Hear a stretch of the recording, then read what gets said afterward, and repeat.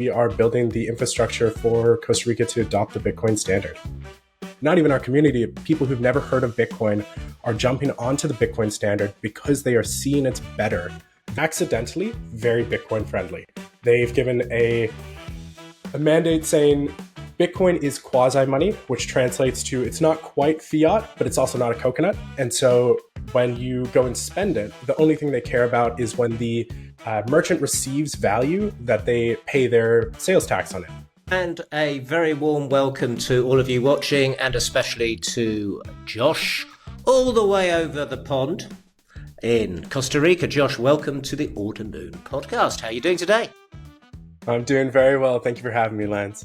Oh, you're most welcome. And of course, my co-founder at Order Moon is Nasco there. And we're obviously out there hunting and chatting to other folks who are involved in circular economies, like ourselves here in Bulgaria. And Josh, we're trying to open up the conversations and learn from each other and basically push forward our shared mission, which we said just before we hit the record button, is to get people to use Bitcoin and Bitcoin Lightning as a medium of exchange. So we're all agreed with that. But Josh, what may I ask the obvious question, because I don't know, forgive me, how did you actually end up in Costa Rica? It's a good question. It starts in Canada. We were running a Bitcoin OTC desk with my family. And in 2021, we ended up moving to Costa Rica. A bit of a lifestyle change. And when we landed here, we wanted to find a Bitcoin community and help build the Bitcoin economy where we were going to live. And so when we landed, we got involved with Bitcoin Jungle and wanted to improve the infrastructure in Costa Rica. And so worked with some of the founding members there to start Pura Vida Bitcoin. We are now based in Tamarindo, but servicing all of Costa Rica. And we are building the infrastructure for Costa Rica to adopt the Bitcoin standard. Wow. And talk about some of that infrastructure. So you got there in 2021, you teamed up with Bitcoin Jungle. And what did you bring to them? Where had they got to in their development? Where have you taken it to so far? We were very early on in that cycle. We approached them when they just finished starting their wallet and were getting ferias involved, which are like farmers markets here. And we were going door to door with them, just preaching the good word of Bitcoin. And when we said we want to take this across to Costa Rica outside of Uvita, one of the founders jumped on board and the other one said he wanted to stay in Uvita and make sure that the community there would continue thriving. And so when we split off, it was really a wallet and a passion. And then we took a wallet and a passion as well. And that's where it all started. There was really nothing in the country other than Bitcoin Jungle and a number of very fanatical, excited Bitcoiners. And thankfully, when we landed in our area of the world, there was already a meetup going on in Tamarindo. And so we were able to get integrated right into the community, and they have embraced us and been our champions ever since. So farmers markets, this word feria? Feria, correct, yes. Feria, sorry, yes. That's interesting, isn't it? Because this is really, really grassroots. Presumably these are farmers bringing their produce and selling them to others in the area.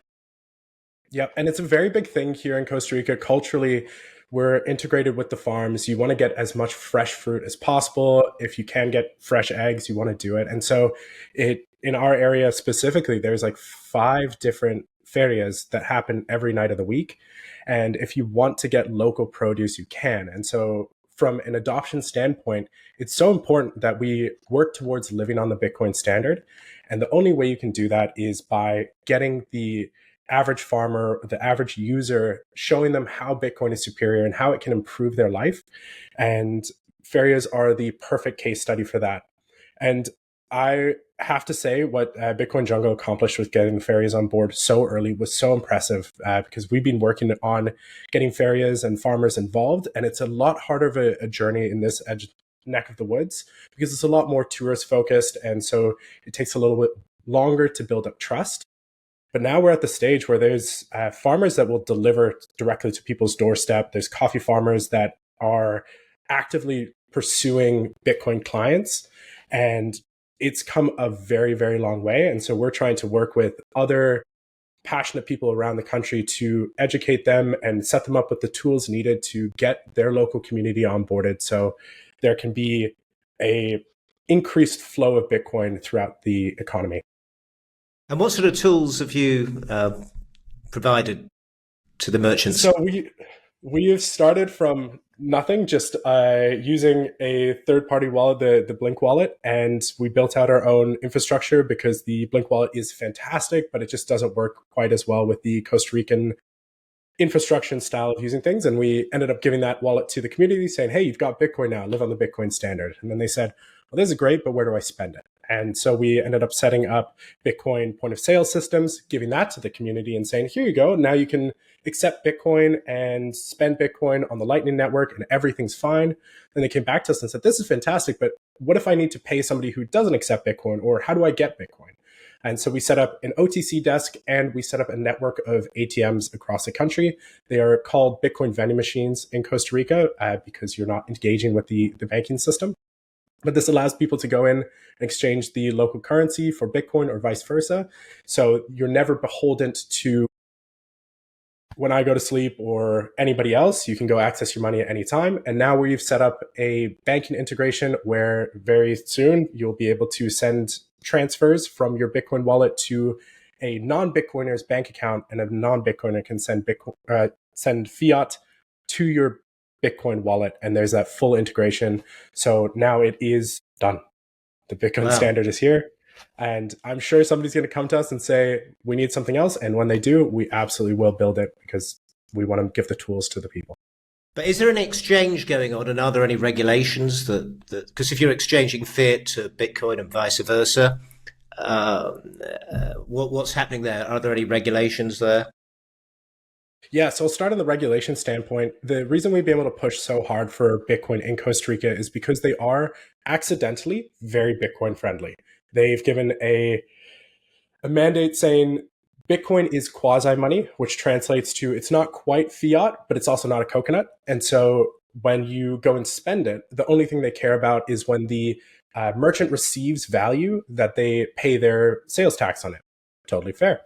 And other than that, it's free game, use it how you want, and they view it as international money. Now, the challenge that we've encountered and the reason Costa Rica has been a bit difficult to build in is because there are no exchanges that work with banks in Costa Rica. The banks here are very anti-Bitcoin, while the government is somewhat warm to Bitcoin. There's kind of this misunderstanding going on between the two. And so if a Binance or a Kraken were try to connect into a bank, they would get their accounts frozen and it'd be shut down. And so we've needed to work with financial institutions to set up liquidity pools and background swapping between different individuals and different institutions. And so there's quite a lot of complexity and logistics in the background to make this all happen. But it's working smoothly, and I'm very impressed. Well done. Wow, that's interesting that the regulations haven't been sufficiently onerous to prevent you at least sort of working with banks, getting liquidity and doing that swaps that clearly is still required. I just wonder whether stable coins are going to be part of your roadmap going forward. Well, Tether, so we are not Tether. We are not a fan of stablecoins in the sense that we want people to be on Bitcoin as much as possible. However, we do understand that stablecoins are one of the best marketing tools for somebody who doesn't understand that Bitcoin isn't volatile. It's the fiat market being volatile and trying to find how much Bitcoin is worth. However, Galoy has built an incredible tool called Stable Sats, which allows you to stabilize the value of your Bitcoin to a US dollar. And because in Costa Rica, we've got two government ordained currencies called the colone and then the US dollar, people here are very happy to transfer their Bitcoin within their wallet into Stable Sats, which is still on the Bitcoin chain and can interact with any Bitcoin address on chain or Lightning anywhere on Earth, and that person will receive Bitcoin. And so for us, it's been an incredible tool to onboard somebody who wants all the financial freedom that Bitcoin brings, the lack of fees that Bitcoin brings, but isn't comfortable with the chance of Bitcoin's valuation dropping in terms of US dollars tomorrow, where they can't afford to put food on their table. And so Stable Sats allows them to navigate that. And it's been an incredible tool for us. Interesting. Stable sats and Galoy is doing that. Well, Yep. very They cool. have been such heroes here in Latin America, and they've been developing out so much back-end infrastructure. What they've done in El Salvador, I mean, you guys will be seeing it in November. And Lance, I don't know if you've already popped to El Salvador before, but they have done an incredible job, and we're just very grateful to be able to work so closely with them and bring their tools where we can to Costa Rica as well. Cool.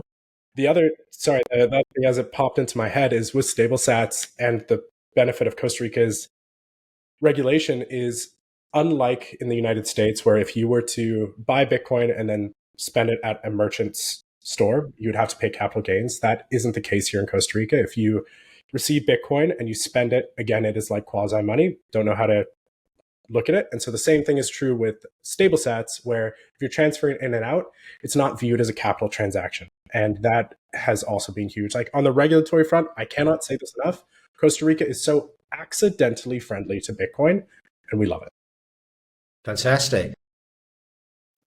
Sounds like a paradise, to be honest. we It really is. You can't say same thing in Europe, but there we go. Yeah. And it has been such a journey for me. So for the last year, I have been living entirely on the Bitcoin standard, and a lot of our team members here as well do. And not in the case that we are needing to go sell Bitcoin and switch it out or anything like that. We are able to pay people and receive Bitcoin for everything that we need to do. And we've got grocery stores, we've got gas stations, and everything that you could need to live here can be done. Like the other day, I went on a flight and I was able to pay for that in Bitcoin. The full stack is here, and it has been incredible. And slowly but surely, our community, not even our community, people who've never heard of Bitcoin are jumping onto the Bitcoin standard because they are seeing it's better than the fiat standard that is available here and around the world. And it's been so humbling to me as a Bitcoiner to see people adopting it, not for the Bitcoin case, but just for the freedom case, which I think is what we're all here for, is to bring freedom. That's extraordinary. So presumably there's quite a few, if you want of a better word, expatriates coming to Costa Rica, and some of them are going to be Bitcoiners like yourself. And they must be loving the fact that they can, as you say, buy a flight, get petrol, groceries, all using their Bitcoin, their sats. Extraordinary. Yep. Absolutely. And there's been so many people that have come down here to offer us assistance as well. We work with AirBTC so people can book their stays in Bitcoin. We are having a rapid growth in Airbnb style homes and hotels adopting Bitcoin. And so for somebody coming on vacation, if you wanted to be entirely on Bitcoin and not engage in the living standard here, you just wanted to go on catamaran tours, ATV tours, anything like that, you would never need to touch fiat. And I've had friends come down here and they've been blown away because they didn't need to make the bank transfers. They didn't need to bring their proof of funds to be able to withdraw anything. They just could use their Bitcoin and live freely. That's extraordinary. That's really, really good that it's so that you don't have the barriers. We have a few more barriers here in Europe, as Nasco said, and but I think onboarding merchants clearly is easier. But do you find that merchants onboard other merchants at all? I mean, I'm very interested in this whole process of a circular economy and how it expands and grows. Absolutely. We're very thankful to be in a close-knit community where if you know somebody, they're very happy to introduce you to somebody else. And so part of my sales pitch and my team's pitch is going to a merchant and saying, who are your suppliers or your customers that could benefit from receiving Bitcoin? Part of that being banking fees here are extraordinary. There's been a case where somebody receiving credit card fees and transferring into the bank will pay up to 15%. So with Bitcoin, that's just not necessary. And so they want to receive Bitcoin instead of getting paid through the bank. And so they'll point us to their suppliers and their customers for us to go and onboard. And with that, we've had a number of, I won't say circular economies built, but vertical integrations where we have the end business, the customer facing business, paying their manufacturer, supplier, and eventually up to the farmer entirely in Bitcoin. And the best part for me is each step along that journey, those people are saving fees, they're getting faster velocity of money, and they're able to pass that savings on to the customer. So everybody wins. And it's the theory we've all been dreaming about since we read the white paper, whatever stage that was at. It's here and it's happening. And it's taking a long time. It's not happening overnight, but slowly but surely we're having more of these vertical integrations happening. And hopefully we can turn that into circular economy soon. Yeah. And so are the merchants actually ever getting together, or is it just informal? I mean, presumably some of them are really becoming quite into it, particularly once a few years goes by and the price has gone up. That usually helps enthusiasm. And they start talking about, well, they've now got some savings where perhaps they didn't have, and expanding their horizon a bit in all of that. Does that happen? It's been so incredible. Yeah, absolutely, Lance. We've had little pockets of businesses, like geographical pockets of businesses that we'll be able to onboard at one time. And all of those businesses will get together and talk and exchange stories. And then that word will spread naturally. And what's been wonderful is there's been a number of stories I've had of businesses receiving like 10% of their income, maybe less, in Bitcoin.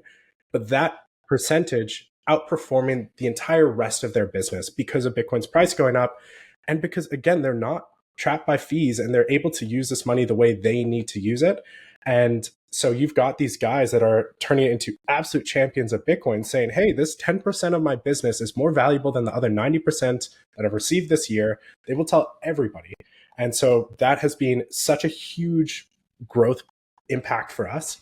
And the customers themselves are putting together, when I say customers, I should say community members, but the people that go and spend money at the businesses are putting together meetups all around our location. I think this month we're having 3 different meetups in our area alone, and it's all put on by our community and just trying to get the word out there to more people saying, look at how much we're helping businesses here. Look how much farther our money can go by using Bitcoin.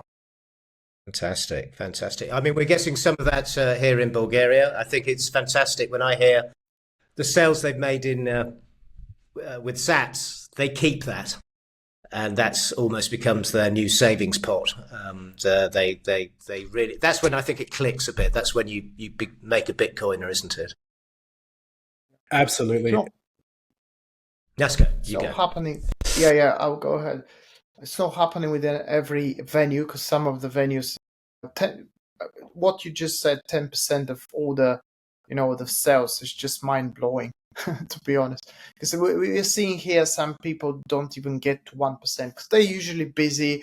But even if you get like 0.1% of Bitcoin payment, it does make a difference, and these people will value this payment as even more than the other payment just with fiat. But can you tell me more about geography there? Because if you go on BTC maps, I think you did mention this Uvita area, it's quite packed with merchants. But the capital, which is San Jose, it's not that busy in terms of Bitcoin merchants. Correct. Yes. So you've got the 2 big community projects in Costa Rica are Bitcoin Jungle, who base themselves out of Uvita, and they definitely have the lion's share of onboarding and businesses there. They have just done an incredible job building trust and relationship in that community. We are based out of Guanacaste. We're mostly from Tamarindo up to Liberia is kind of our neck of the woods along the coastline there. And we've been able to get a good amount of businesses. I'd love to get a lot more in BTC Maps, to be honest. We're lagging behind that. And unfortunately, there has not been a big push from the Bitcoin community in San Jose to get merchants on board or at least onto BTC Maps. But that's not to say there is not a large Bitcoin community in San Jose. I'm a part of a number of WhatsApp groups, and there's thousands of people. And the Costa Rican appetite for financial freedom is really, really hungry. And people wouldn't even describe themselves as a Bitcoiner, but there's so many people exposed to Bitcoin here. And the amount of financial institutions popping up to provide investment opportunities or education opportunities in San Jose is quite impressive. And we are hoping to provide more support with our personnel and as well as our ATM network into San Jose to allow for more freedom to engage in Bitcoin, because I think for a lot of people, they will take a step back and be hesitant to engage in Bitcoin until they see that it can be turned into fiat, and then they'll jump a little bit deeper in. And so we definitely want to put a little bit more of an effort into San Jose, where you've got 70% of the population living there. What's the population of the city there? Oh, I'm not even going to put out numbers because they're going to be so wrong. But Costa Rica in general is somewhere between 4 to 5 million people, I believe, that live here full time. And I would like to say about 70% of them live in the Central Valley. So not San Jose specifically, but San Jose, the province. Nice. So you did mention that if you are the merchant, one of the things we're seeing here is how do you push? First of all, the merchant decides to accept Bitcoin. This is great. But the second thing is what kind of incentives they've got there just to ask the customer to pay in Bitcoin. Because as you mentioned, they would prefer to get paid in Bitcoin. And I think recently there was some chat on X, and one of the things I remember, the coolest thing, apart from paying with Bitcoin here and there, is when I go to a place where someone asks me, are you going to pay with Bitcoin as the first option? That thing happened to me when I was in Netherlands, and there were too many Bitcoiners, of course, and there were businesses accepting. So they were assuming most of the people hanging out in this bar will be Bitcoiners, but that was a great feeling. So the question is, what do these merchants have? Do they put stickers everywhere? Do they have like discounts, offs, or just normal things? Yeah, absolutely. We've been able to button up an onboarding package that's been fairly good in educating the merchant and getting them to incentivize their customer. And so the first thing we'll do after teaching them about Bitcoin, getting them excited about Bitcoin and wanting to accept in their business, is put stickers all around their business, train their staff as well, because the staff needs to be comfortable accepting Bitcoin, and not only accepting Bitcoin, but think it's cool and fun. And I've had that a number of times where I'll go and pay and they don't know who I am. And they'll say like, you're paying in Bitcoin. Like, this is so cool. I love doing this experience, because it is just easier than using a point of sale machine. And then we'll tell the business about the other businesses in the area that are accepting Bitcoin, because we want to incentivize them to pay their bills in Bitcoin as well and build that circular economy. And after they hear about the amount of businesses that they know and use that accept Bitcoin, they will get more excited. And in our onboarding, we will also tell them about the amount of fees that they save. We'll do a little bit of an education with ourselves as well, learning what their financial structure is in their business, to be able to see how it is exactly we can set up their system so that they save the most amount of money. And when they see that, they will be inclined to give a discount in some type of way. I'm not going to say that most businesses give a discount, but I think we're up to 10 or 15% of the businesses will offer a discount. And we are starting to put it into our care package, where we follow up with the businesses to advocate for them to give a discount or some type of incentive to their customers, because there are a lot of Bitcoiners that live here. And why should I spend my Bitcoin, the hardest, soundest money in the world, at your business if you are going to just charge me the normal fiat rate? I should theoretically, I disagree with the statement, but I should theoretically just give you the shitcoin, the fiat. And so there's been a number of businesses that have taken that discount to heart and ran with it. We have a number of businesses that will give a 10 or 15% discount. We've got one business that's giving 50% discount. We've got another one that's giving a 30% discount, and it just goes on and on and on. We've got people that will run weekly promotions where they'll offer a 21% discount for a Thursday or a 30% discount for a Sunday. And so they want to get the Bitcoiners to spend their Bitcoin. And there's a gym down the road that's offering an incentive next month, where if you sign up with a Bitcoin payment, they will, I believe it's give you the next month free. Like, hey, thanks for signing up with us, 3 month of membership. And that's taken on a life of its own. I would love to say that I started advocating for the discounts, but it actually came from the merchants and our community. being like, hey, we want more Bitcoiners spending. I need more Bitcoin in my pockets. How do we do that? And we started pushing the discounts. So, yeah. Cool. I like that. Yeah, really, really nice. Yeah, I think discounts definitely promote, but also intelligent discounts. I love this idea. You know, if they have a quiet Monday, a restaurant doesn't get so many people, or whatever day of the week it may be, then it acts as a nice promotion. We've got the euro coming in on the 1st of January, and I suddenly you gave me the idea of 1st of January will be our Bitcoin day. So the currency so cool. Euro, I should say. Bulgaria is in the EU. It's had its currency pegged, fixed to the euro since, well, for a very long time. And now the euro physical coins, notes, bank accounts will be in the euro currency. So maybe 1st of January should be or maybe some other day, I don't know, should be our Bitcoin day. Because many Bulgarians don't like the fact that they're losing their lever. So, yeah, thanks for the tip. Absolutely. No, absolutely. I'm very happy that you're able to take that and run with it.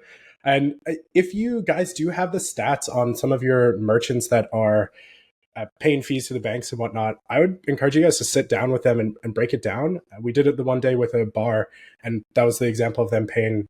It was 13 to 15%, depending on how they received the money.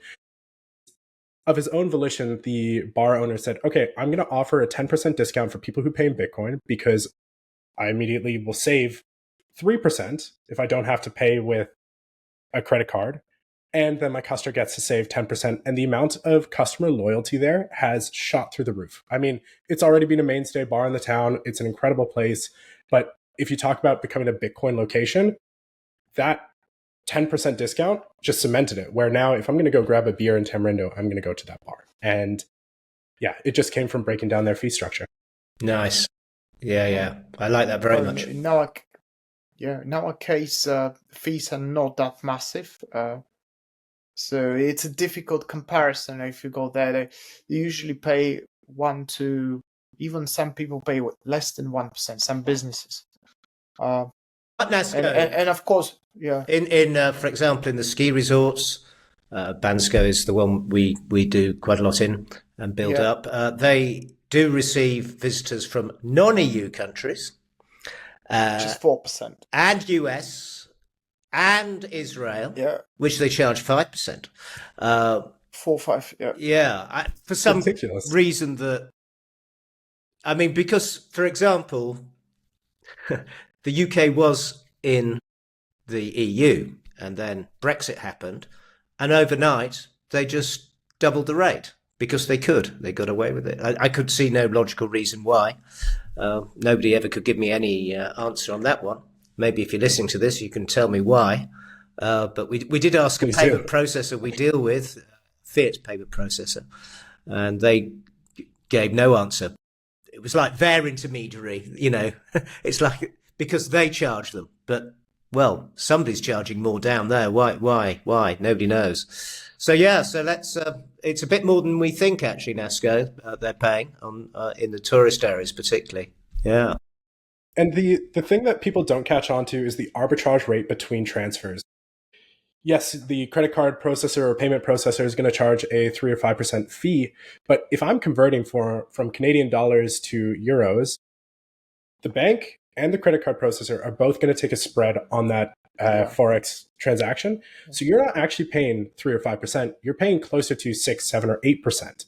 And it's painful. Listen, I'm a capitalist. I love the thought of businesses making money where they provide a service. And so I will never poo-poo the idea of taking transaction fees and that being a business model. There is no need to price gouge at all. Like, why are you robbing from the everyday average person when you have such huge volumes of transactions coming through? Anyway, I don't understand either. Josh, that's the long story short. It's a good rant because actually most people haven't got a clue about spreads. I've seen this again, going back to the ski resort, the people on the street, they make it somewhat confusing, to put it that way, between buy and sell rates, which one's which, and then the difference between 0% commission doesn't mean anything when the spread is 10, 15%. You see? So it's exactly your point, Josh, that they do it because people don't have the capacity, and I'm not blaming anyone. You you're on holiday and you don't know what the hell's going on, and if you're a merchant, you just want to take the money. You haven't got time to look at bid offer rate spread. So yeah, a good point. Very good point. I was going to ask something. Because there are many people using these your wallets as well, which is custodial as far as I believe. How do you make sure? Because we also work with merchants, and sometimes I'm afraid these people are going to lose the keys. Yes. It's so I can they do trust me because I know that from the business we've been doing for ages. And this is why they, in the first place, they decided to jump in and say, okay, we accept Bitcoin because you say so. But sometimes I say, okay, forget it. I'll just take a screenshot from your words. I'll take it. You trust me. Job done. Because I know that will work and that will save them from being retarded and losing the phone and then losing the word. So, what's Absolutely. your experience there?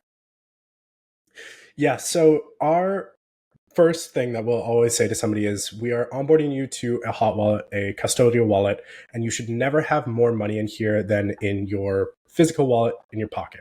If you're willing to carry around $5,000 in your wallet in your pocket, then carry around $5,000 in your Pura Vida Bitcoin wallet.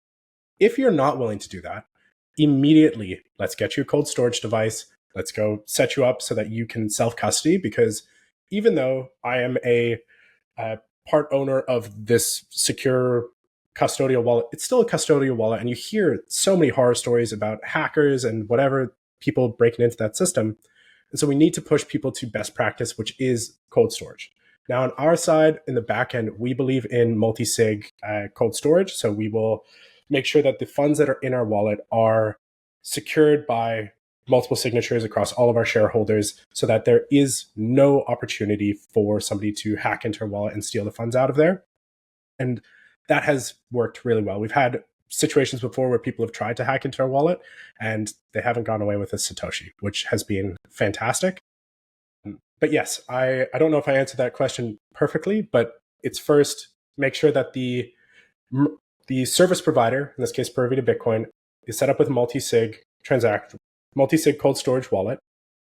Then the customer is educated on exactly what it is that they have and that it is a wallet meant for spending and receiving funds. It's not meant for long-term storage, and it should not be misguided that this is the best place to store your Bitcoin, even if it is more convenient. And then for anybody who wants to be educated on getting set up in cold storage, I will personally meet with that person for as long as it takes to get them set up. I will source their cold storage device and make sure that it's trustworthy and a good device. And then I will hold their hand through the entire setup process. We'll do some tests and practice on setting up and destroying the seed phrases before they put money in there so they're comfortable with it. And at any point that they have nerves about withdrawing or sending funds from their storage device, again, I will go there in person. I will hold their hand through recovering or whatever it may be, because we've had it before where people have lost their device and needed to recover it from seed phrases, which us as Bitcoiners, we know is not a scary thing, but somebody who's new to it, that's terrifying. I just lost thousands of dollars and you're telling me that I can recover from these words? Anyway, so it goes into that long-term care of the community member to make sure that they feel safe in best practice. Yeah, it takes time. It takes your time as well, so it's great you're doing this. I just ordered a Trezor from one of our customers, and I did order that, and then he told me I don't have a computer. Like, I don't have a Mac. I don't have anything. Just have an iPhone. Oh, I've got an iPad at home. Can we do this with the iPad? Say, I did check that immediately, and it seems we can do that, so I'm about to do that. But I think it's quite useful also in our case, because they get distracted by their daily routine, just doing the business, their usual problems, employees, all the shit which is just on their head. And what you said is when there is significant amount of Bitcoins, sats on your wallet, they should get notified somehow.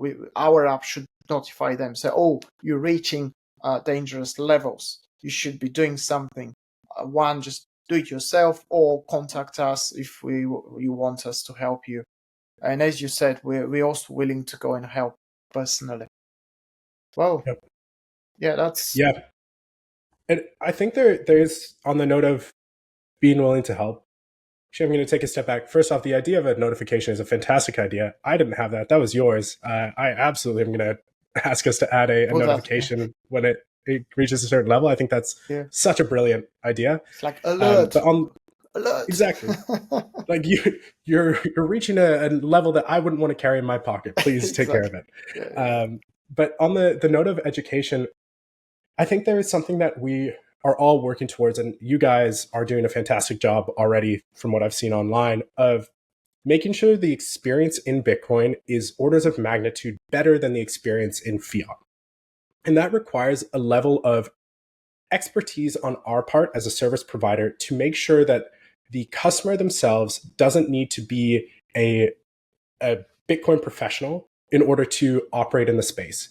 One of the scariest moments in a new user's journey into Bitcoin is going to be that cold storage setup experience. It's going to be terrifying.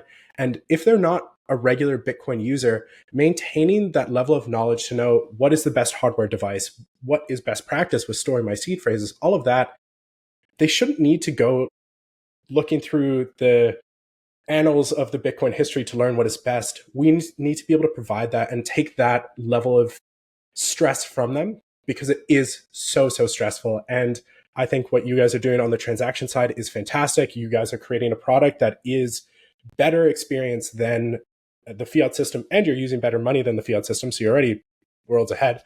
But now to be able to have that customer experience where the customer can feel safe and relaxed and know that they have a reliable support system, I think that is the next stage for all of us Bitcoiners to take on.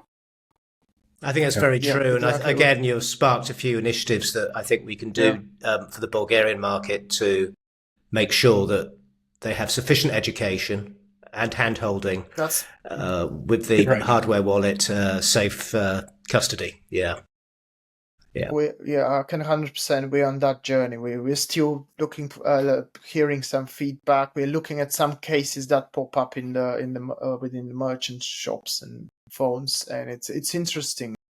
We couldn't predict things that will happen. They do happen, but you need to figure out how to solve things in the future. So exactly right. So this is the next thing we're tackling.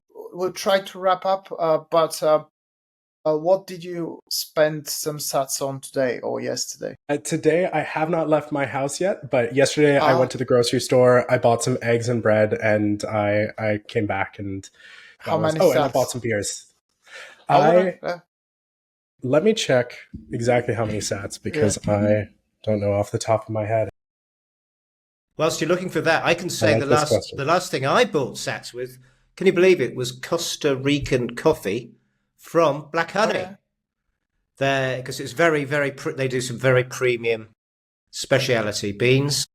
So Costa Rica does very good coffee. I love it. They sure do. And I'm actually looking at the last transaction yesterday was at a coffee shop, and that was 19,963 Satoshis. Oh, very nice. Good value coffee. Exactly. If younger self could see how many Satoshis I spend in a day, he'd be horrified. But you gotta move the economy forward. And I think that's something that I so value in what you guys are doing in other community projects, where Bitcoin is freedom, but without the freedom of a medium of exchange, it isn't freedom. If you can't spend your Bitcoin, if you can't harness the incredible power that we have with it, by going to merchants, by booking flights and all of that, buying coffee, half of the value case for Bitcoin goes away. And so I love what you guys are doing. I want to encourage you guys so much with it. And everybody else who's listening, who's a merchant accepting Bitcoin or somebody spending in Bitcoin, you are the one that is pushing Bitcoin to the next level. And so from the bottom of my heart, thank you guys for everything that you do. Well, thank you. And I also thank Jack Dorsey, because he put out a tweet the other day, very much iterating your point there, Josh, that it's really not achieving a fraction of what it can do unless we're using this as a medium of exchange. Actually, you can spend our sats. So fantastic. Yeah, so on that high note. Yeah. Nasco? Tell us, we'll leave some details in the description, but tell to everyone's watching, listening, where they can follow you. So you can find us on Twitter, X at Pura Vida Bitcoin, or Instagram and YouTube, all Pura Vida Bitcoin. I don't have any personal accounts that are active. It's all business. And so please give us a follow. And if you're in Costa Rica, reach out to us. We'd love to have a conversation with you and talk about Bitcoin. Fantastic. And we'll see you next in the flesh, I believe. It's El Salvador, yes. I think 13th, 14th of November. Looking forward to it, Josh. Me too, Lance. Me too. As well. Yeah. Okay. So thank you very much for joining us, Josh. Hopefully it's been a good content for someone else watching from other parts in the world where they're thinking about, helping merchants, starting some business, Bitcoin business or whatever. So everyone, if you didn't please subscribe, because we're in the beginning of that journey. And comment. Great. Comment below. That helps the algorithm. Yeah. Let us know what you want to see on the channel. Let us know, please, anything that we've said that's set off a few connections in your brains. So thank you very much for watching. Josh, thank you for joining us, and we'll see you in El Salvador. See you in El Salvador. Okay.